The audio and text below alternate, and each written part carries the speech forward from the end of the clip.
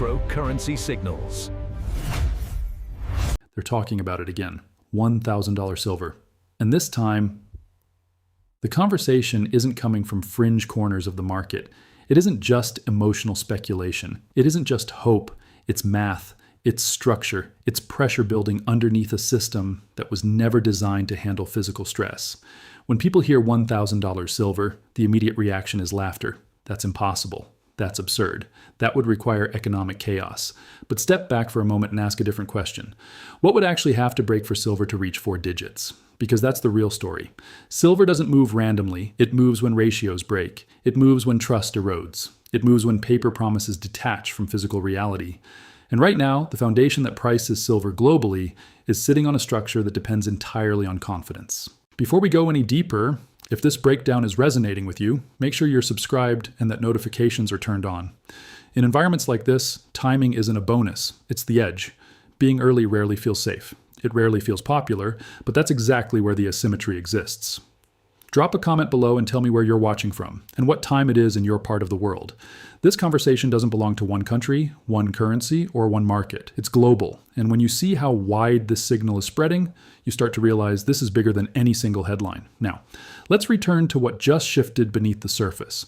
Let's start with the simplest math in the market, the gold to silver ratio. For thousands of years, silver didn't trade at 80 to 1. It didn't trade at 90 to 1. Historically, silver and gold moved in ranges that reflected relative scarcity and utility. There were long periods where that ratio hovered near 15 to 1, sometimes 20 to 1, even 30 to 1 was considered stretched. Today, we've seen ratios push far beyond that historical norm. Now imagine gold doesn't stay where it is. Imagine gold reprices higher in a monetary reset environment. Imagine it moves not because of speculation, but because currencies weaken, because debt expands, because real yields compress, because confidence in sovereign balance sheets deteriorates. If gold were to move to levels that reflect monetary expansion, levels that some argue already justify prices multiple times higher than today, and the gold to silver ratio simply normalized, silver doesn't need extreme assumptions to reach extraordinary numbers. If gold were to trade at $10,000 and the ratio compresses to 10 to 1, that's $1,000 silver. No hype. Just math. Now, critics will say gold will never reach that level, but gold doesn't need to reach $10,000 for silver to explode. Even a move to $5,000 combined with a compression to 5 to 1 during a physical squeeze scenario would put silver in the same territory, because silver is a smaller market, much smaller, and that's the part many people ignore. The entire above-ground investable silver market is tiny compared to global capital flows. A modest reallocation of capital, not trillions, just a shift of perception, can overwhelm supply instantly. Silver trades in 2 worlds, the paper world and the physical world. In the paper world, contracts can be created with a few keystrokes. Futures can be rolled. Exposure can be synthetically replicated. Leverage amplifies everything. Price discovery happens primarily in this derivative environment. But the physical world operates differently. Physical silver must be mined, refined, transported, stored, delivered. When paper volume exceeds physical availability by massive multiples, everything functions smoothly until someone demands delivery. That's when the cracks begin to show. There's a term used in commodity markets called backwardation.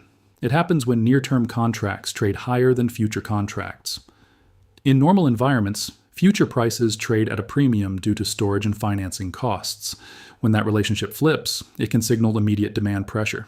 Backwardation alone doesn't guarantee a price explosion, but persistent backwardation in a metal that's supposedly abundant raises questions.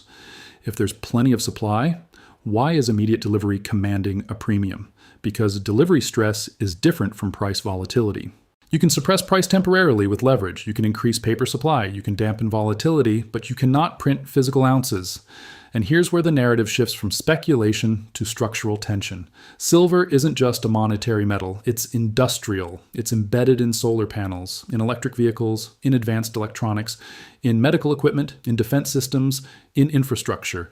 Industrial demand does not care about futures positioning. Industrial demand requires metal. If renewable energy installations accelerate, if electrification expands, if geopolitical fragmentation pushes domestic manufacturing, industrial silver consumption tightens the available float. And here's the paradox. The more silver is consumed industrially, the less remains available for investment. Gold doesn't face this same pressure. Most gold ever mined still exists in some recoverable form. Silver, by contrast, is often consumed in ways that make recovery economically unviable. So when investors talk about a physical squeeze in silver, they're talking about a market where annual mine supply is constrained, above-ground stockpiles are thinner than commonly believed, and industrial demand continues to rise. Now layer macroeconomics on top of this: real yields, inflation, rate expectations, currency debasement. Precious metals thrive when real yields fall. When nominal interest rates fail to compensate for inflation, holding cash becomes punitive. Capital seeks refuge. Silver, being more volatile than gold, amplifies that move. When monetary policy tightens aggressively, metals often suffer. But when tightening ends, when cuts begin, when liquidity returns, metals historically respond with explosive upside. If rate cut cycles emerge in response to economic slowdown, if governments expand fiscal spending to counter recession, if debt levels prevent sustained high real rates, then the macro tailwind strengthens. But the conversation about $1,000 silver isn't just about ratios and macro cycles. It's about confidence in the pricing mechanism itself. Most silver trades through large centralized exchanges. These exchanges facilitate liquidity. They allow hedging. They enable price discovery. But price discovery depends on trust. Trust that contracts represent real deliverable supply.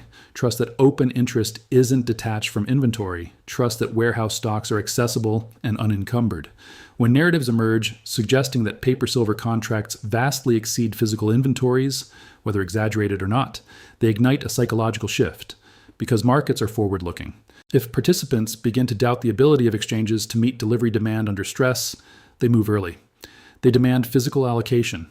They withdraw supply from the system, and that's how squeezes form. Not because everyone suddenly panics, but because a small fraction moves first. Now let's talk about the second ratio often cited in extreme silver projections, the Dow-to-gold ratio. This ratio measures how many units of a major stock index it takes to buy 1 ounce of gold. Historically, during periods of financial stress, this ratio compresses dramatically. In deflationary collapses or inflationary spirals, gold tends to outperform equities. If equity valuations contract while gold rises, the ratio falls.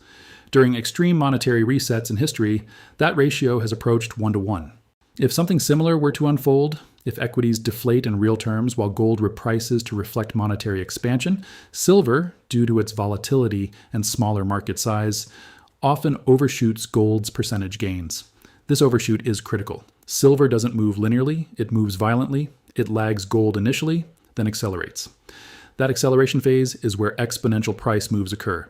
That's where triple-digit percentage gains happen in compressed timeframes. And that's where $1,000 silver stops sounding absurd and starts sounding like a function of systemic revaluation. But here's what most people miss. For silver to reach 4 digits, it doesn't require hyperinflation tomorrow. It doesn't require total collapse overnight. It requires a gradual erosion of confidence, a steady shift from paper claims to tangible assets, a slow tightening of supply combined with periodic delivery stress, a macro backdrop where real yields remain suppressed, a psychological tipping point, and psychological tipping points are impossible to time, but easy to recognize in hindsight. The argument isn't that $1,000 silver is guaranteed. The argument is that under certain structural conditions, it becomes mathematically plausible. And once something becomes plausible, capital begins positioning for possibility. Prediction markets amplify this dynamic. When extreme targets gain visibility, they attract speculation. Not because fundamentals changed overnight, but because narrative momentum builds. Narratives move markets, but narratives don't create metal. At the core of every bullish thesis lies one question. Is the available physical supply sufficient to meet both industrial and investment demand if confidence shifts? If the answer is yes, prices remain contained. If the answer is no, even temporarily, price doesn't adjust gradually. It gaps.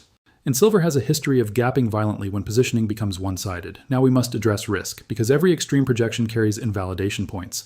If real yields rise sustainably, if monetary tightening persists longer than expected, if industrial demand contracts due to recession, if mine supply increases meaningfully, if the gold-to-silver ratio remains structurally elevated, if delivery stress narratives prove exaggerated, any of these could suppress silver for years. Markets can stay irrational longer than investors can stay solvent. But structural imbalances do not disappear. They accumulate. And silver sits at the intersection of monetary distrust and industrial necessity. That's a rare position. When monetary metals rise, gold leads. When speculative momentum builds, silver outperforms. When supply tightens unexpectedly, silver explodes. And when systems strain under debt and liquidity imbalances, tangible assets reprice. So the question is not whether $1,000 silver sounds extreme today. The real question is what the world looks like if it happens. What conditions must exist? What breaks first? What shifts? What confidence evaporates? Because price is never random. It is a reflection of stress. And stress, right now, is building quietly beneath the surface of global markets. Now imagine the shift actually begins. Not loudly, not with headlines screaming 4-digit silver overnight, but subtly, quietly, a change in tone, a tightening in spreads, a few unusually large delivery requests that don't get much coverage, but get noticed by the right participants. Because markets don't break in public first, they break in plumbing, and silver's plumbing is built on leverage. In normal conditions, leverage creates liquidity. It allows hedging, it smooths volatility, producers lock in prices, industrial users secure supply, traders speculate. Everything appears balanced. But leverage is stable only when confidence remains intact. The moment confidence cracks, leverage reverses from stabilizer to accelerant. Here's how it could unfold. First, physical demand begins to outpace expectations. Not dramatically, just enough to reduce available registered inventories. Warehouses report steady withdrawals. Delivery requests trend higher quarter after quarter. Backwardation appears intermittently, then more persistently. Meanwhile, macro pressure builds. Real yields compress. Rate cut expectations rise. Liquidity conditions ease. Monetary expansion resumes under the justification of economic support. Gold begins to move decisively higher. Silver lags at first. It always does. Gold attracts central bank flows. Gold moves on monetary perception. Silver remains tethered to industrial narratives and short-term volatility. But once gold establishes a new range, once it holds higher levels, the gold to silver ratio begins compressing. Slowly at first, then faster. Speculative capital notices. Momentum funds rotate. Retail interest increases. Options activity expands. Paper volume surges. And here's where it becomes dangerous. Because rising price attracts more leverage. More paper contracts are created to meet demand for exposure. Market makers hedge dynamically. Short positions expand under the assumption that volatility will mean revert. Historically, silver spikes have been followed by violent corrections. That memory influences positioning. Participants assume any surge will fade, but this time, physical inventory is thinner. Industrial consumption hasn't slowed. And a portion of investors aren't trading for profit. They're acquiring for possession. This is critical. Speculators sell when price rises. Hoarders don't. If enough participants shift from trading mindset to accumulation mindset, float disappears from the market. Registered inventories decline further. Open interest remains high. The ratio between paper claims and physical ounces stretches wider. Now imagine a catalyst. It could be geopolitical escalation disrupting mining supply. It could be a sovereign debt scare forcing emergency monetary stimulus. It could be a major industrial buyer securing long-term supply contracts publicly. It could be a visible failure to deliver metal on time, even if resolved later. The specific trigger doesn't matter as much as the context. When the system is already tight, small shocks create outsized reactions. Backwardation intensifies. Spot premiums rise in physical markets. Retail bullion shortages appear. Spreads widen between exchange prices and real-world acquisition costs. Arbitrage mechanisms attempt to close the gap, but if physical supply is constrained, arbitrage becomes capital-intensive and risky. At this stage, volatility explodes. Silver moves $10 in a day, then $20. Financial media begins coverage. Analysts debate whether it's speculative mania or structural repricing. Margin requirements increase, and this is where feedback loops become nonlinear. Rising margin requirements force leveraged shorts to post additional collateral. Some reduce positions. Buying pressure intensifies. Price climbs further. As price rises, industrial users panic about future supply costs. Some accelerate purchases to secure inventory before further increases. This adds real demand, not speculative demand.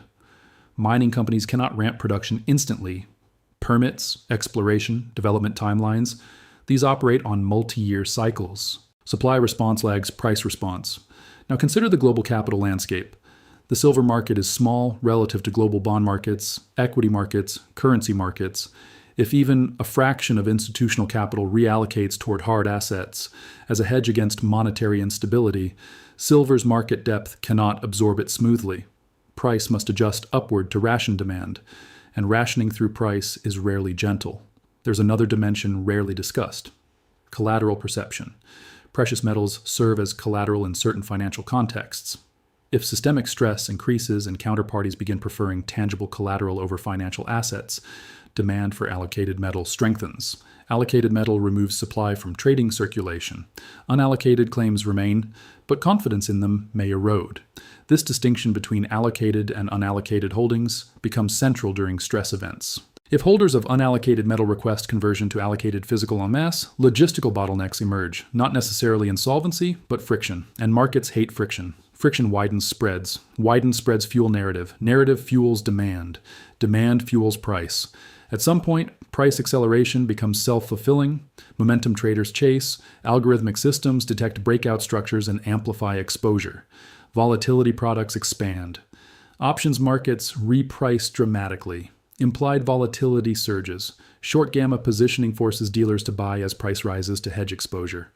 This dynamic can produce vertical price action. It's not about fundamentals at this stage. It's about structure. Structure under stress behaves exponentially. Now, critics will argue that regulators would intervene. Possibly. Position limits could tighten. Margin requirements could increase further. Trading could halt temporarily. But interventions don't create metal. They can slow speculation. They cannot manufacture supply. If physical demand exceeds available float, intervention only delays price discovery. Eventually, equilibrium must be reached, and equilibrium in shortage environments is found at much higher prices. Let's revisit the $1,000 number. Is it likely in stable conditions? No. Is it plausible in a systemic repricing event? Yes, because silver's volatility multiplier is extreme. Historically, silver has moved several 100% in compressed time frames during monetary instability. Extrapolate that behavior into a scenario where gold undergoes a major revaluation. The gold to silver ratio compresses sharply, and physical delivery stress amplifies volatility. Four-digit silver is not a base case. It's a tail event, but tail events happen. And when they do, they feel impossible until they're not. Consider the money supply per ounce argument often cited. The idea is simple. Divide total currency supply by available ounces of silver. The resulting number is far higher than current price. Critics say this comparison is flawed because not all currency seeks silver. That's true. But the exercise isn't about exact valuation. It's about illustrating scale. There is vastly more currency than tangible monetary metal. If even a small percentage of currency seeks refuge in silver simultaneously, price must rise dramatically to equilibrate. Because price is the mechanism that balances limited supply with expanding demand. And in highly leveraged markets, that balancing process overshoots. Overshoot is silver's signature. Undershoot during suppression phases. Overshoot during release phases. If suppression narratives prove overstated, silver may grind higher slowly. If they prove partially accurate, if leverage truly exceeds deliverable capacity, the release phase could be violent. Now let's address the invalidation path clearly. If industrial demand weakens significantly due to deep recession, if technological innovation reduces silver intensity in key industries, if new large-scale deposits are brought online rapidly, if real yields rise sustainably above inflation, strengthening currency confidence, if financial markets stabilize and capital rotates back into risk assets decisively. Under those conditions, silver remains range-bound or suppressed. No squeeze, no systemic repricing, no four digits. But the global debt trajectory complicates sustained high real yields. High real yields strain sovereign balance sheets. They increase interest expense. They tighten financial conditions aggressively. Sustaining them requires economic resilience rarely seen during high debt eras. If monetary authorities are forced to choose between debt stability and currency strength, history suggests currency strength often yields, and precious metals respond. Silver responds with torque. Now imagine the final phase of a full repricing event. Media coverage turns euphoric. Late participants rush in. Physical premiums detach dramatically from spot. Secondary markets trade above official exchange pricing. Mints struggle with production capacity. Mining equities surge parabolically. Then comes volatility so extreme it becomes destabilizing. daily swings of $50, then $100, circuit breakers, temporary halts, and eventually equilibrium at a level far higher than where the move began. Would it hold $1,000 permanently? Maybe not. Spikes retrace. Mania is cool. But peak pricing during stress events often exceeds what seems fundamentally justified in calm analysis, because calm analysis does not account for panic accumulation. In crisis, people don't optimize. They secure, they hoard, they hedge existentially. And silver, being affordable relative to gold, attracts broader participation.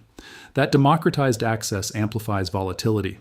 So the real takeaway is this: $1,000 silver is not a prediction. It's a stress scenario output. It's what the math suggests under ratio compression. It's what structure suggests under leverage unwind. It's what psychology suggests under confidence collapse. Whether it happens depends on variables that cannot be forecast precisely, only monitored. Watch real yields. Watch the gold to silver ratio. Watch warehouse inventories. Watch backwardation persistence. Watch physical premiums versus spot. Watch industrial demand trends. Watch liquidity conditions. When multiple signals align simultaneously, probability shifts. Until then, the number remains hypothetical. But hypothetical does not mean impossible. It means conditional. And conditions right now are more fragile than they appear, because beneath stable index levels and calm headlines sits a global system layered with debt, leverage, and dependency on continuous liquidity. If that liquidity falters or floods, tangible assets will reprice, and silver, small, and volatile, will not move quietly. The question is not whether $1,000 silver sounds extreme today. The question is whether the structural pressures building beneath the surface are extreme enough to force a repricing event that shocks everyone watching. Because when repricing begins, it won't ask permission. It will move faster than consensus expects. And by the time the number feels realistic, it will already be on the screen. And in the end, this isn't about chasing a number. It isn't about fantasy targets or viral predictions. It's about understanding pressure. It's about recognizing when a market built on leverage, confidence, and synthetic supply begins to strain against physical reality. $1,000 silver isn't a promise. It's a signal flare. A signal that something much larger has shifted beneath the surface of the financial system. Because if silver ever prints 4 digits, it won't just be a metal story. It will be a story about trust, about currency, about debt, about liquidity, about the moment paper claims collide with tangible limits. And the only question that will matter then isn't whether the move was possible. It will be whether you understood why it happened before everyone else did.